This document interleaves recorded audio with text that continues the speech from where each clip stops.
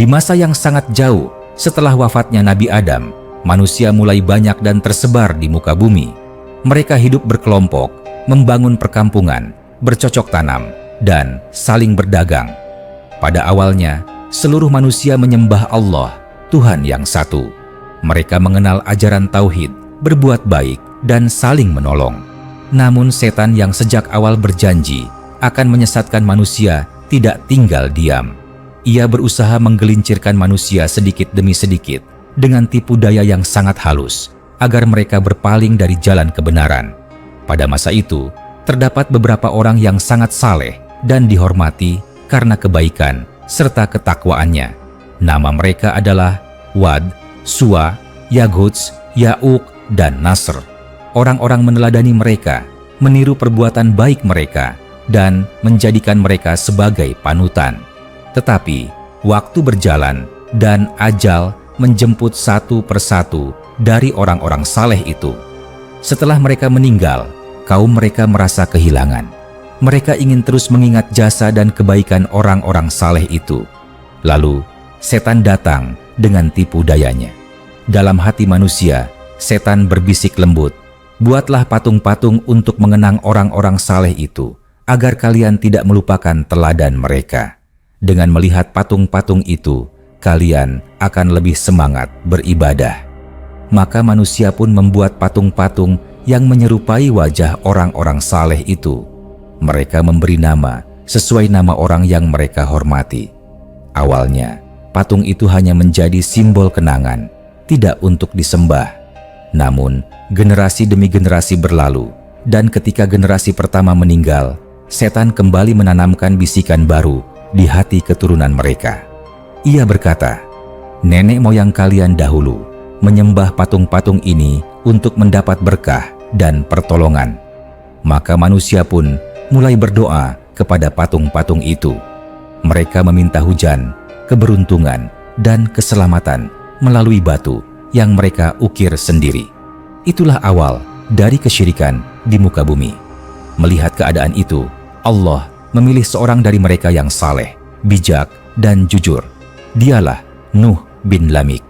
Sejak muda ia terkenal dengan kesabarannya, kejujurannya, dan kasih sayangnya terhadap sesama. Allah menurunkannya wahyu dan mengangkatnya menjadi rasul agar ia mengajak kaumnya kembali kepada tauhid dan meninggalkan penyembahan berhala. Pada suatu pagi yang cerah, Nuh berdiri di hadapan kaumnya di tengah lapangan luas, tempat mereka biasa berkumpul untuk berdoa di hadapan patung. Dengan suara yang tenang namun penuh keyakinan, ia berkata, "Wahai kaumku, sembahlah Allah, karena tidak ada Tuhan bagi kalian selain Dia. Sesungguhnya aku khawatir atas kalian akan datang azab pada hari yang besar jika kalian terus menyembah selain Allah." Orang-orang menatapnya dengan pandangan heran. Sebagian berhenti, sebagian lain hanya tertawa kecil. Seorang tua yang berambut putih berkata, "Nuh, kami sudah lama menyembah dewa-dewa kami. Tidak pernah terjadi bencana. Kami baik-baik saja. Mengapa engkau datang membawa ajaran baru ini?" Nuh menjawab lembut, "Wahai saudaraku, sesungguhnya patung-patung itu tidak mampu mendengar, tidak mampu melihat, dan tidak dapat memberi manfaat maupun mudarat kepada kalian. Mereka hanyalah batu yang kalian pahat dengan tangan kalian sendiri. Allah lah satu-satunya Tuhan yang menciptakan langit dan bumi, menurunkan hujan, menumbuhkan tanaman, dan memberi kehidupan." Namun, kaum itu tetap menolak. Seorang pemuda berkata dengan nada sinis, "Engkau hanyalah manusia seperti kami. Jika Allah ingin mengutus seorang rasul, tentu Dia akan menurunkan malaikat, bukan manusia biasa seperti engkau." Nuh menundukkan kepala. Ia tidak marah, tidak membalas hinaan itu. Ia tahu bahwa tugasnya hanya menyampaikan, bukan memaksa. Setiap hari ia datang kembali. Kadang ia berdakwah di pagi hari, kadang di malam hari. Kadang ia berbicara di tempat terbuka, kadang ia mendatangi rumah-rumah penduduk satu persatu. Ia berkata, "Wahai kaumku, mintalah ampun kepada Tuhan kalian. Sesungguhnya Dia Maha Pengampun. Jika kalian memohon ampun kepadanya, Dia akan menurunkan hujan dengan deras, menambah harta dan anak-anak kalian, serta memberikan kebun dan sungai-sungai untuk kalian. Namun mereka tetap menolak. Mereka menutup telinga dengan jari agar tidak mendengarkan ucapan Nuh. Mereka menutup kepala dengan pakaian agar tidak melihatnya. Mereka berkata, "Tinggalkan kami, wahai Nuh. Engkau hanya membuat kami resah. Tahun berganti menjadi puluhan tahun berubah menjadi ratusan tahun, dan Nuh tidak berhenti berdakwah. Ia menyeru dengan sabar selama 950 tahun. Namun, pengikutnya hanya sedikit. Sebagian besar manusia menolak dan menertawakannya. Mereka berkata satu sama lain, 'Jangan dengarkan Nuh, karena ia hanyalah orang gila yang bermimpi tentang Tuhan yang tidak terlihat.' Suatu hari, ketika Nuh sedang duduk di tepi sungai, beberapa orang datang menghampirinya sambil membawa batu kecil.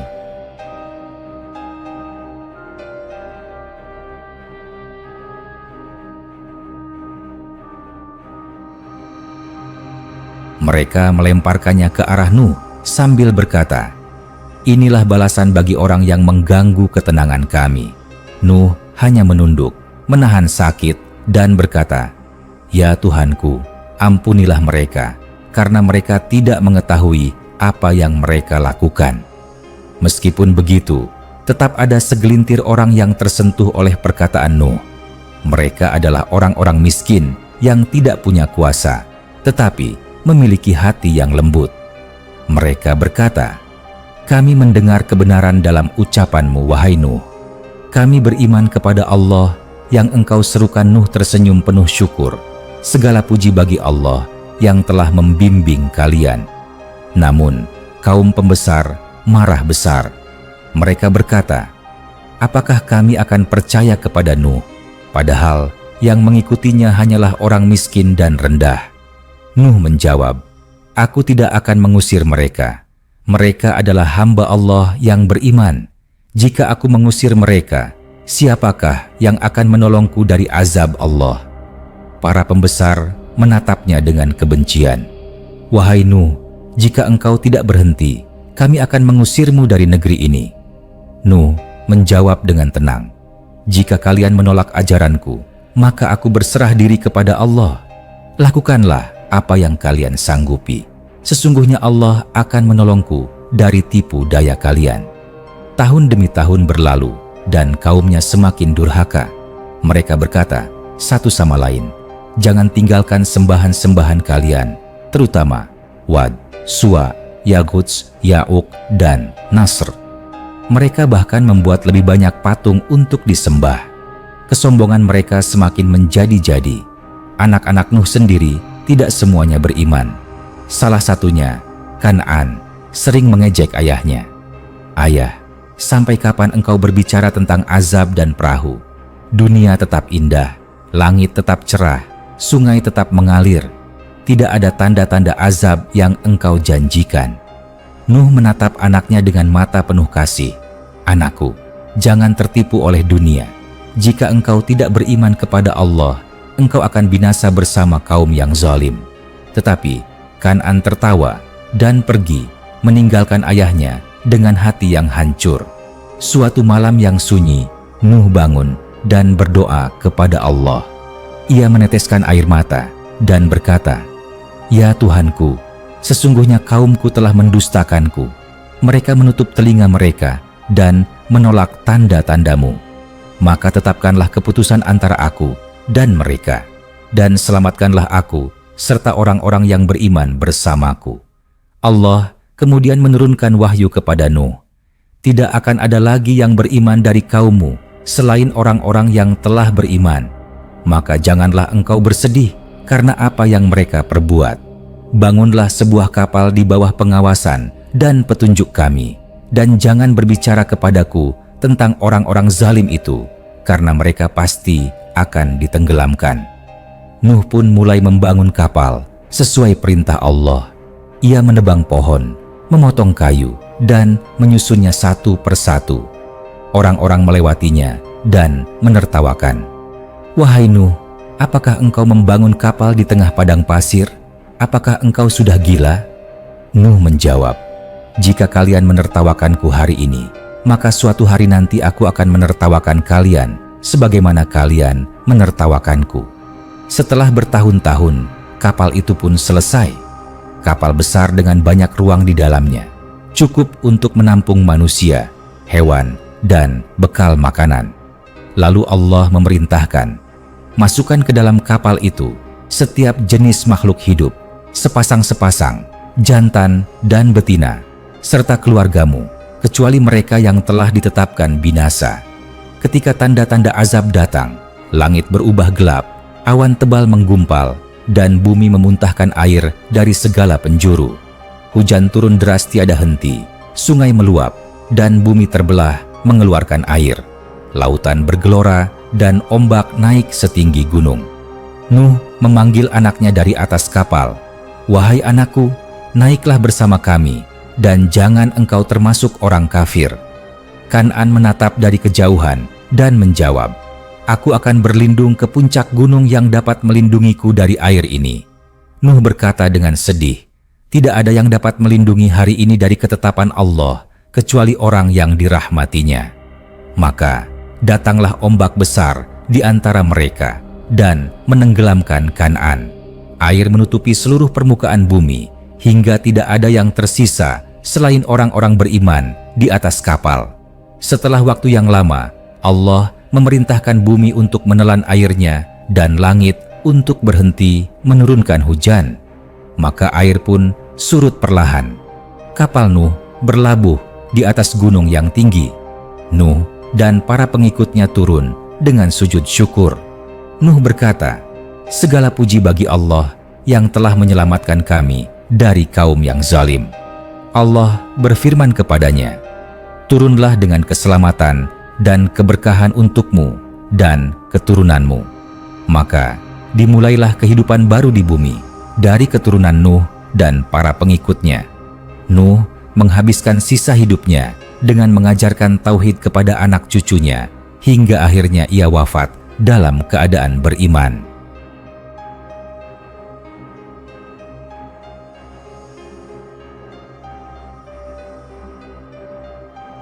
Kisahnya menjadi pelajaran bagi seluruh manusia bahwa kesabaran, keteguhan, dan keimanan kepada Allah akan selalu membawa keselamatan, sementara kesombongan dan kekafiran hanya akan membawa kehancuran. Setelah air surut dan bumi kembali menampakkan tanahnya, Nuh berdiri di tepi kapal besar yang telah menjadi saksi perjuangannya selama bertahun-tahun. Angin bertiup lembut membawa aroma tanah basah. Di bawah kakinya, bumi yang baru saja melewati murka besar kini tampak sunyi, hanya menyisakan kehidupan dari para penumpang kapal yang beriman. Nuh memandang ke langit dan berkata dengan suara lirih namun penuh haru, "Wahai Tuhanku, Engkaulah yang telah menyelamatkan kami. Engkau Maha Pengasih dan Engkau tidak pernah menzalimi hamba-hambamu." Di sekelilingnya, para pengikut yang selamat mulai turun dari kapal. Mereka menatap alam yang hancur dan sunyi. Tidak ada lagi rumah, tidak ada lagi ladang, tidak ada lagi suara manusia selain mereka. Salah seorang pengikut, seorang lelaki tua yang setia sejak awal, berkata, "Wahai Nuh, dunia ini kini seakan kembali kosong. Kemana kita akan melangkah? Bagaimana kita akan hidup kembali di tanah ini?" Nuh menatapnya dengan mata teduh. "Allah telah memberi kita kehidupan yang baru. Kita akan mulai dari awal, menanam kembali pohon, membangun rumah, dan mengajarkan anak-anak kita agar tidak mengulangi kesalahan kaum yang telah binasa." Mereka pun mulai bekerja. Hari demi hari berlalu. Dari tanah yang basah tumbuh tunas hijau. Dari langit turun hujan lembut yang membawa kesuburan. Hewan-hewan yang selamat di atas kapal kini dilepaskan ke alam, berlari ke hutan, berterbangan di udara, dan berenang di sungai yang mulai mengalir kembali. Dunia seolah memulai babak baru dengan damai. Namun, di hati Nuh masih ada kesedihan yang belum hilang. Ia sering berdiri di tempat tinggi memandang ke kejauhan, seakan mencari sesuatu. Setiap kali melihat puncak gunung yang jauh, ia teringat anaknya, Kan'an, yang tenggelam di tengah ombak besar. Suatu malam, ketika bintang-bintang bersinar terang, Nuh berbicara dalam doanya, "Ya Tuhanku, anakku adalah darah dagingku. Aku telah memanggilnya agar beriman, tetapi ia menolak. Ampunilah aku, karena pernah memohon agar Engkau menyelamatkannya. Engkau lebih mengetahui isi hati kami." Allah berfirman dalam wahyunya kepada Nuh, "Wahai Nuh, sesungguhnya dia bukan termasuk keluargamu dalam urusan agama, karena amalnya bukan amal yang saleh. Maka jangan engkau memohon kepadaku tentang sesuatu yang tidak engkau ketahui. Aku menasihatimu agar engkau tidak termasuk orang yang bodoh." Mendengar wahyu itu, Nuh menundukkan kepala dengan air mata mengalir di pipinya. "Aku berlindung kepadamu, wahai Tuhanku, dari memohon sesuatu yang tidak aku ketahui. Jika engkau tidak mengampuniku dan tidak merahmatiku, niscaya aku termasuk orang yang rugi." Ia lalu bersujud lama hingga fajar menyingsing. Waktu terus berjalan. Anak-anak Nuh tumbuh besar dan menjadi cikal bakal umat manusia setelah banjir besar. Sam, Ham, dan Yafits adalah 3 putra yang selamat dan beriman kepada ayahnya. Mereka membantu Nuh menanam, membangun rumah, dan menyebarkan ajaran tauhid di berbagai penjuru. Pada suatu pagi, Nuh memanggil ketiga anaknya dan berkata, "Wahai anak-anakku, sesungguhnya Allah telah memberikan kehidupan baru kepada manusia melalui kalian. Maka, peganglah kuat-kuat ajaran ini. Jangan kalian meniru kaum yang dulu binasa. Jangan kalian jadikan patung. Jangan kalian meminta kepada selain Allah. Karena sesungguhnya syirik adalah dosa yang paling besar." Sam menunduk dan menjawab, "Ayah, kami berjanji untuk menjaga ajaran ini dan mengajarkannya kepada keturunan kami." Yafits menambahkan, "Kami akan berjalan ke berbagai arah, menyebar ke negeri-negeri, dan menyampaikan kepada siapapun yang kami temui bahwa Allah adalah Tuhan yang satu." Nuh tersenyum, namun dalam hatinya masih ada rasa khawatir. Ia tahu, seiring berjalannya waktu, manusia bisa lupa. Ia berkata lagi, "Ketahuilah anak-anakku, bahwa setan tidak pernah berhenti berusaha menyesatkan manusia. Ia akan datang dengan berbagai cara, dengan bujuk rayu, dengan janji palsu, bahkan dengan wajah kebaikan. Janganlah kalian tertipu olehnya. Hari demi hari, kehidupan semakin makmur. Mereka menanam gandum, buah, dan sayur. Sungai mengalir jernih. Hewan-hewan berkembang biak dengan cepat. Nuh mengajarkan kaumnya bagaimana cara membuat alat pertanian, cara menyimpan hasil panen, dan cara berdoa kepada Allah sebelum memulai pekerjaan. Setiap kali matahari terbit, mereka berkumpul mendengarkan nasihat Nuh yang suaranya lembut namun penuh makna. "Wahai kaumku," kata Nuh suatu pagi, "ingatlah bahwa dunia ini hanyalah tempat singgah. Kita semua akan kembali kepada Allah, maka gunakanlah waktu kalian untuk berbuat kebaikan. Janganlah saling menzalimi, janganlah menumpuk harta dengan keserakahan. Jadilah manusia yang saling menolong dalam kebaikan."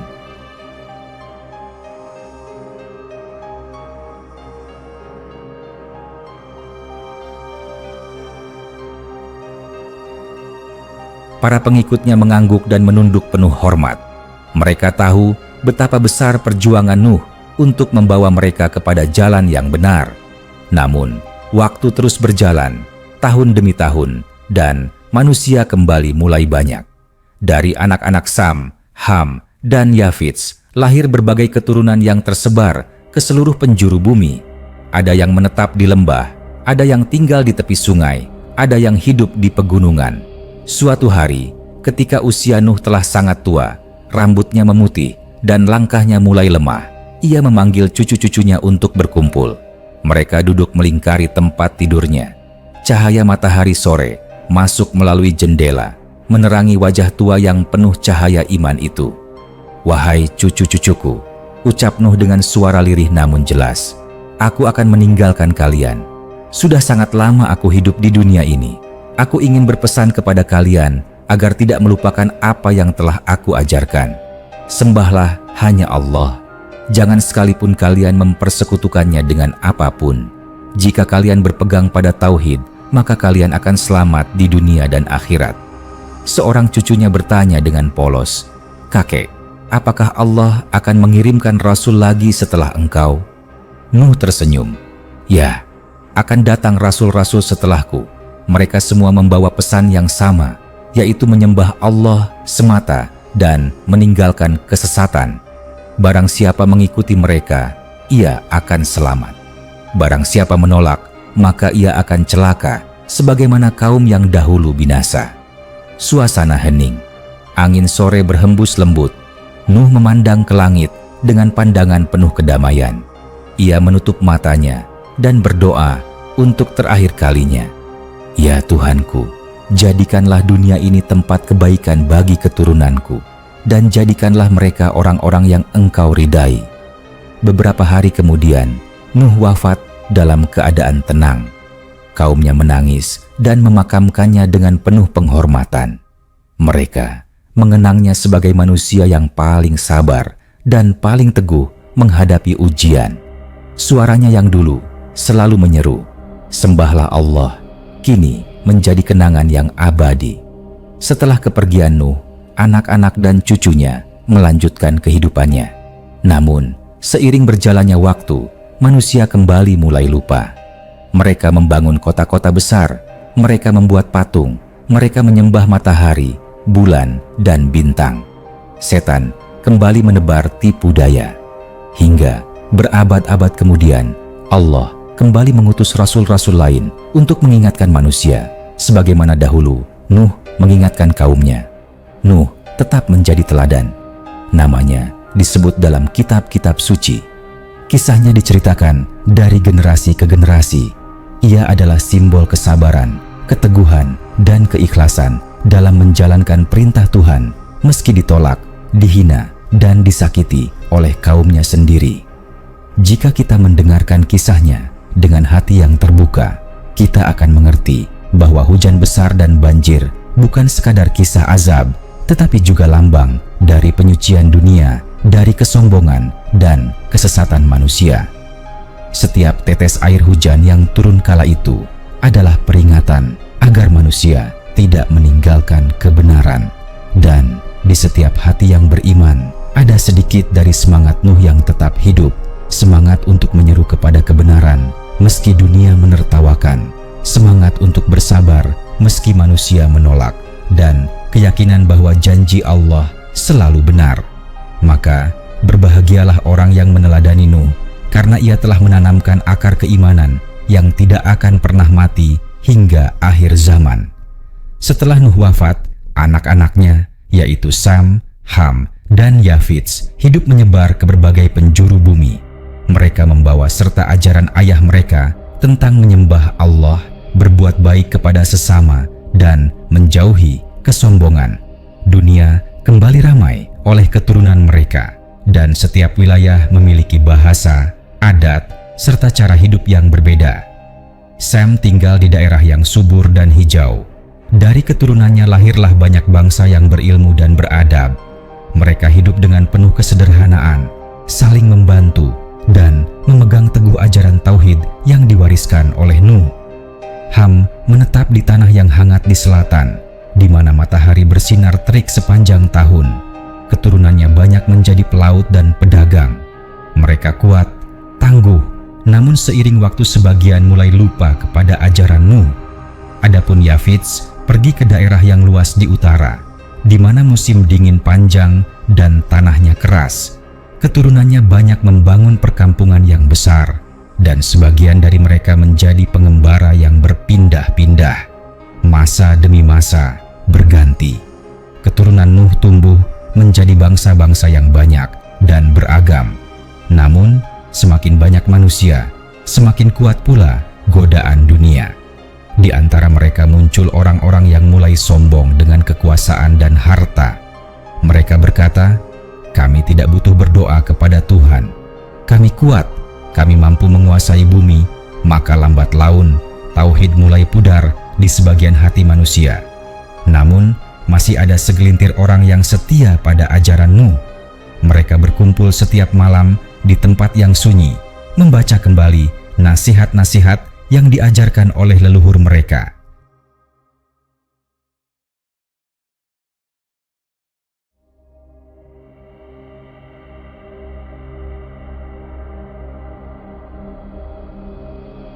Seorang kakek tua sering berkata kepada cucunya, "Ingatlah cucuku, dahulu dunia pernah ditenggelamkan oleh banjir karena manusia melupakan Tuhannya. Janganlah engkau ulangi kesalahan itu.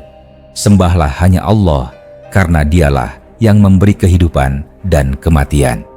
Cucu-cucunya menatap dengan kagum. Apakah benar kakek bahwa air pernah menutupi seluruh bumi?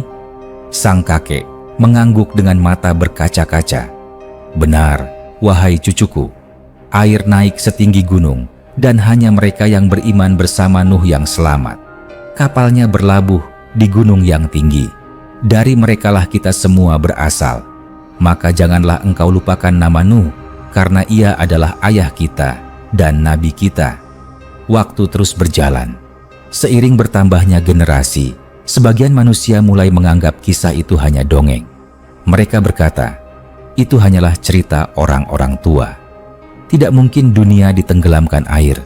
Lihatlah langit ini, ia selalu biru dan tenang." Dari sinilah kesombongan baru tumbuh. Di antara keturunan Ham, muncul sekelompok orang yang membangun kota besar dengan menara tinggi menjulang ke langit. Mereka menamakan kota itu sebagai simbol kekuatan mereka. Pemimpin mereka berkata dengan suara lantang, "Kita adalah bangsa yang kuat. Kita akan membangun menara yang mencapai langit agar bisa menantang kekuasaan Tuhan." Di antara rakyatnya, ada seorang lelaki tua yang pernah mendengar kisah Nuh dari ayahnya. Ia mendekati pemimpin itu dan berkata dengan suara lirih, "Wahai pemimpin, jangan engkau sombong kepada Tuhan. Dahulu, nenek moyang kita pernah binasa karena menolak kebenaran. Apakah engkau ingin mengulang kesalahan yang sama?" Pemimpin itu menatapnya dengan sinis dan menjawab, "Aku tidak takut kepada azab. Aku tidak percaya kepada cerita banjir. Dunia ini milik kita. Langit pun akan kita capai dengan tangan kita sendiri."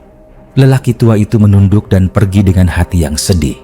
Ia tahu kesombongan manusia sedang tumbuh kembali dan sejarah seolah mengulang dirinya. Sementara itu, di sisi lain dunia, keturunan Sem tetap menjaga ajaran tauhid. Mereka hidup sederhana, mengajarkan anak-anak mereka tentang keesaan Allah. Di antara mereka tumbuh orang-orang bijak yang selalu berdoa agar Allah menjaga keturunan mereka dari kesesatan. Salah seorang dari mereka berkata kepada putranya, "Wahai anakku, dunia ini selalu berputar. Ketika manusia bersyukur, bumi makmur. Namun ketika manusia sombong, azab datang tanpa diduga. Maka janganlah engkau pernah berpaling dari Allah, meski seluruh dunia mengajakmu berpaling." Putranya mengangguk, "Aku akan menjaga ajaran ini, ayah. Aku akan menceritakannya kepada anak-anakku kelak." Begitulah ajaran Nuh tetap hidup dalam hati sebagian manusia. Meskipun dunia berubah, meskipun bahasa dan peradaban berganti, suara Nuh seolah masih bergema dari masa lalu, menyeru manusia untuk kembali kepada Tuhannya. Malam-malam di bumi kembali dipenuhi cahaya bintang. Di bawah langit itu, manusia bekerja, bercocok tanam, berdagang, dan berperang. Namun dalam setiap zaman, selalu ada yang mengingat bahwa dulu pernah ada seorang nabi yang berdiri di tengah kaumnya selama 950 tahun, menyeru dengan sabar tanpa menyerah. Suatu malam, di antara keturunan Sem, seorang pemuda duduk di tepi sungai sambil menatap bintang. Ia teringat kisah Nuh yang sering diceritakan oleh ibunya. Ia berbisik, "Wahai Tuhan yang disembah oleh Nuh, jika engkau masih mendengar manusia di bumi ini, bimbinglah aku agar tidak sesat. Aku ingin menjadi seperti dia, sabar dan teguh di jalanmu." Angin berhembus lembut dan hatinya merasa tenang. Ia tahu meskipun Nuh telah tiada, Allah masih hidup dan tetap menjaga hamba-hamba yang beriman. Bertahun-tahun kemudian, dari keturunan manusia itu lahir nabi-nabi berikutnya. Mereka membawa pesan yang sama seperti Nuh. Sembahlah Allah dan jauhilah penyembahan berhala. Ada yang berhasil mengajak kaumnya, ada pula yang ditolak dan disakiti. Tetapi semuanya berjalan dalam satu garis yang sama. Garis kebenaran yang dimulai dari Nabi Adam, diteruskan oleh Nuh, lalu oleh para rasul setelahnya hingga akhir zaman. Nama Nuh tetap hidup di antara mereka. Setiap kali manusia berdoa agar diselamatkan dari bencana, mereka mengingat bagaimana Allah menyelamatkan Nuh di tengah badai besar. Setiap kali manusia menatap langit dan melihat awan gelap, mereka mengingat bagaimana langit dahulu menurunkan air yang menenggelamkan bumi. Kisah Nuh menjadi pengingat bahwa manusia harus selalu rendah hati, sebab kekuatan dan ilmu yang dimiliki manusia hanyalah titipan, bukan milik mutlak. Ketika manusia melupakan Tuhan, maka kebinasaan hanya tinggal menunggu waktu. Demikianlah kisah setelah wafatnya Nuh. Dunia kembali hidup, berkembang, namun tidak pernah luput dari ujian. Allah mengizinkan sejarah berulang agar manusia belajar, agar mereka tahu bahwa setiap kesombongan akan berakhir dengan kehancuran dan setiap kesabaran akan berbuah keselamatan.